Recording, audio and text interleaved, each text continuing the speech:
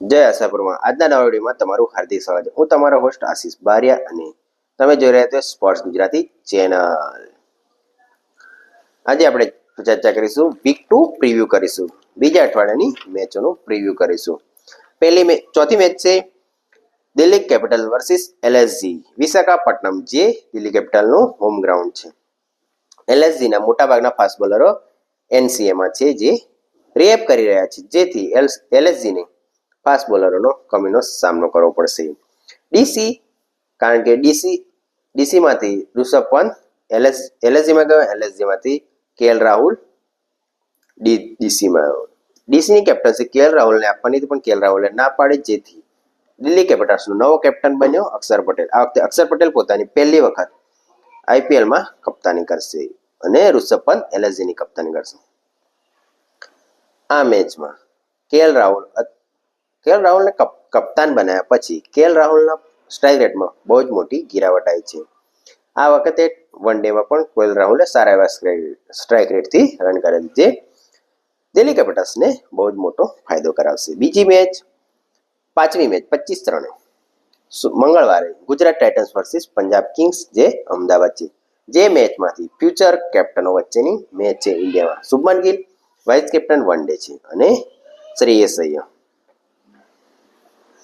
Punjab Kings દર વખતે જબરજસ્ત ટીમો છે. શું પંજાબ કિંગ્સ આ વખતે પોતાનું અત્યાર સુધીની ભૂલોને સુધારીને પ્લેઓફમાં સ્થાન મેળવવા માટે પ્રયત્નરત હશે? ગુજરાત ટાઇટન્સ અને પંજાબ કિંગ્સ બંને ટોપ 4 ની ટીમો છે.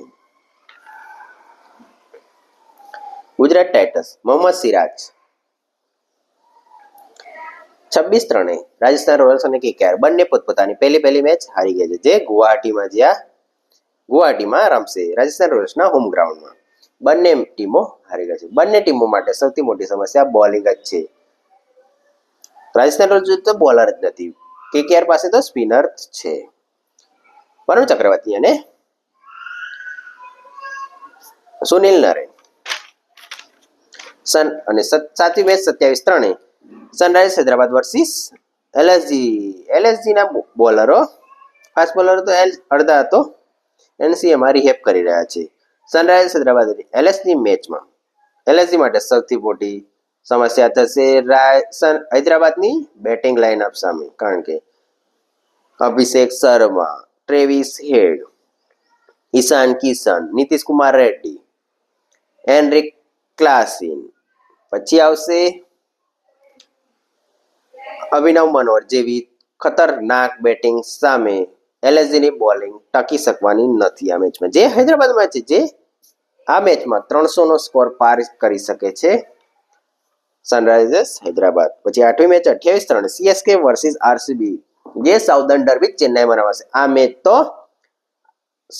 એસઆરએચ આરસીબી અને સીએસકે વચ્ચેની મેચમાં હાઈએસ્ટ વ્યુઅર હોય છે. જબરજસ્ત મેચ હશે. આને જોવા માટે તો લોકોની તડાપડી થશે. આ મેચ જબરજસ્ત રહેશે. આ મેચમાં પણ આ મેચ આ સ્કોરિંગ નહીં રહે, કારણ કે એમાં એને સીએસકે વચ્ચેની મેચમાં આપણે જોઈ લીધું છે કે સીએસકેની પીચો આ વખતે 2024 જેવી નથી, જેમાં 200 સ્કોર પણ થઈ શકે. આ 170-80 નું જ ગ્રાઉન્ડ છે, જેથી આ મેચો સીએસકેમાં સ્પિનર અશ્વિન, જાડેજા અને નૂર અહમદ એની 12 ઓવરમાં રન કરવા બહુ જ મુશ્કેલ છે. નવમી મેચ 29 રને એમઆઈ વર્સિસ જીટી, જે અમદાવાદમાં રમાશે, જેમાં પણ ફ્યુચર કેપ્ટન હાર્દિક પાંડ્યા અને શુભમન ગિલ વચ્ચે, કારણ કે હાર્દિક પાંડ્યા